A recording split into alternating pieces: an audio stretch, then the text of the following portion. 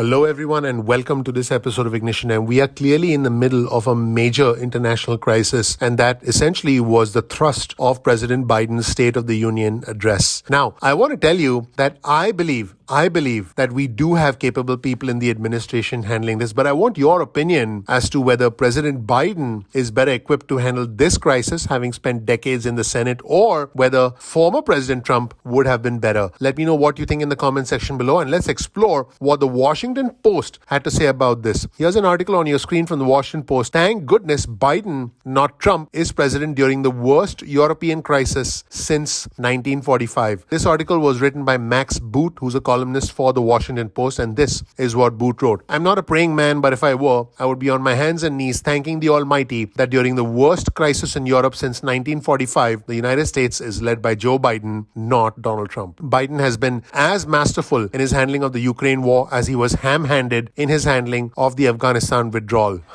That was interesting. That's criticizing someone and praising someone in the same sentence. Anyway, Boot writes, for months, he has been warning that Russia would invade and predicting that this would trigger a swift and severe response. He even laid out details of Russian plans to stage false flag operations and to install a puppet regime in Kiev. There was much skepticism on all counts, with Russia and its apologists denying until the last moment that the invasion would occur. But Biden was dead right. This is the opposite of the Iraq war, when US intelligence and leadership was discredited. American credibility has been enhanced by Biden's deft handling of this crisis. Today, it is Moscow, not Washington, that is acting based on bad intelligence. Russian dictator Vladimir Putin massively underestimated Ukrainian resistance. While publicly calling out Putin, Biden and his aides were working furiously behind the scenes to unite the West behind an agenda meant to support Ukraine, punish the Kremlin, and implicitly to deter China from an attack on Taiwan. Their efforts were more successful than anyone could have imagined a few weeks ago, with Western countries uniting to evict some Russian banks from the SWIFT system of interbank transfers, to impose sanctions on the Russian central bank, and to rush arms to Ukraine. Admittedly, Boot writes, part of this mobilization is due to factors beyond Biden's control. Putin's reckless aggression has shocked the world, while Ukrainian President Volodymyr Zelensky's stout resistance has inspired it. But there would not have been this degree of unity absent strong American leadership. Now, other Washington Post colleagues have reported that the Biden administration mounted a months-long campaign to share intelligence briefings, to pressure powerful countries that they might need to make sacrifices, and coordinate amongst 27 European Union member states. Now, I want you to know, folks, that members in the European Union, all the countries like France, Germany, Spain, they take their own sweet time. There's a lot of bureaucracy there.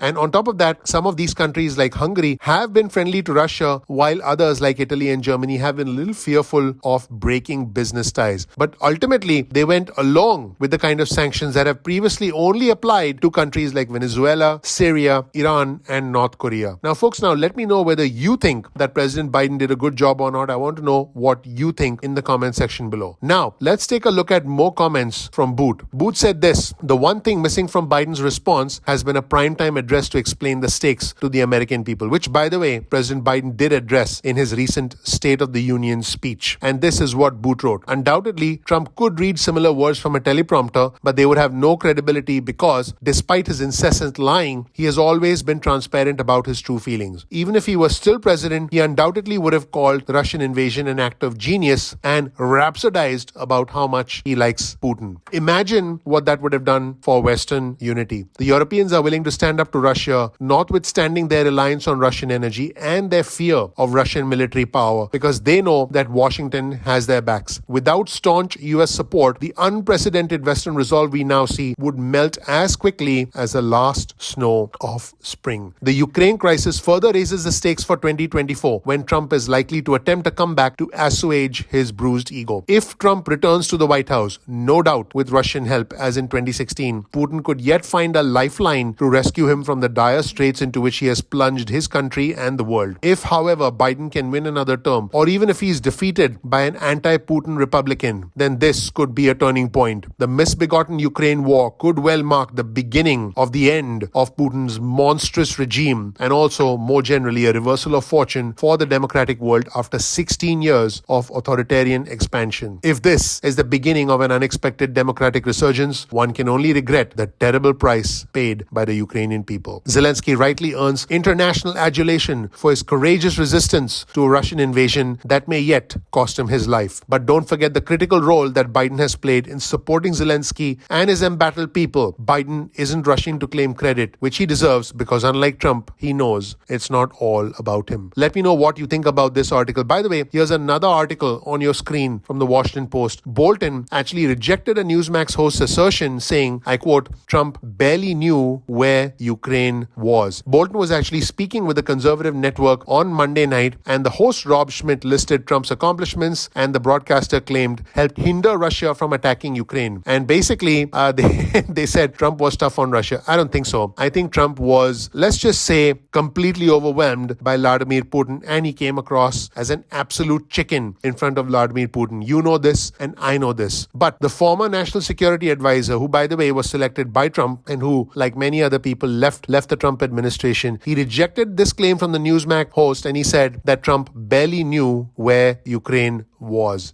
Pretty incredible comments, folks. Let me know where you stand in the comment section below. And Bolton, by the way, is a vocal critic of former President Trump. He denied that his former boss was tough on Russia. He actually said that Trump complained about sanctions on Russian oligarchs in the United States. And then Bolton said Trump did not do a better job with Russia than President Biden. And he, like I said, went one step further and said the fact is that he barely knew where Ukraine was. Let's take a look at this clip of John Bolton pushing back on the Newsmax host, saying Trump barely knew where Ukraine was. It's just not accurate to say that Trump's behavior somehow deterred the Russians. Let's roll the tape and watch. There is something to be said, though, about the simple fact that there was not aggression during the 4 years. I mean, you were part of that administration as well, and there was not aggression from Russia, and they waited him out, it seems, and made a move. I mean, we have a list of things that the Brookings Institution says the Trump administration implemented 52 policy actions against Russia, was pretty tough on Russia in a lot of ways, forcing NATO members to pay up, as we know,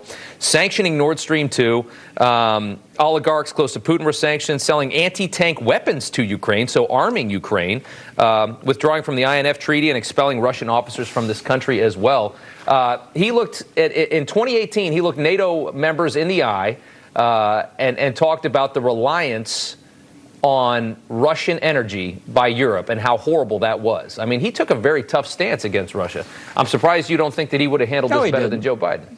No, he did not. He did not. We didn't sanction Nord Stream 2. We didn't sanction Nord Stream 2. We should have. We should have brought the project to an end. We did impose sanctions on Russian oligarchs and several others because of their sales of S-400 anti-aircraft systems to other countries. But in almost every case, the sanctions were imposed with Trump complaining about it and saying we were being too hard. The fact is that he barely knew where Ukraine was. He once asked John Kelly, his second chief of staff, if Finland were a part of Russia. It's just not accurate to say that Trump's behavior somehow deterred the Russians. I think the evidence is that Russia didn't feel. Let me finish now. Yeah, okay. Didn't feel that their military was ready. Yes, folks, that's exactly what's happening in the world we live in. Sometimes the news is so incredible that I can't believe that I'm reporting it because sometimes truth is stranger than fiction. Thank you so much for watching. Please click like, please click subscribe, please enable notifications. I appreciate you very much for supporting our channel. Please support our channel once again by clicking like, by clicking subscribe, and by enabling notifications. My name is Dr. Nitin Chhoda with Ignition Time. This right here is some information about me. Check out my video. You'll learn more about who I am, what my journey has been like, and why you should listen to me. I have the fortune, the honor, the privilege of living the American dream, and I want to help you live your American dream, and that starts by educating you about the country, the economy, as well as our money. Please follow me on Twitter. My Twitter handle is ignition_time. That's ignition_time. Thank you so much for watching. Let me know whether you agree with this thesis that President Biden is handling the entire crisis better than Trump, or if you think Trump would have done a better job. Let me know what you think in the comment section below. Thank you so much. I'm looking forward to seeing you in the next episode of Ignition Time. Take care. Bye.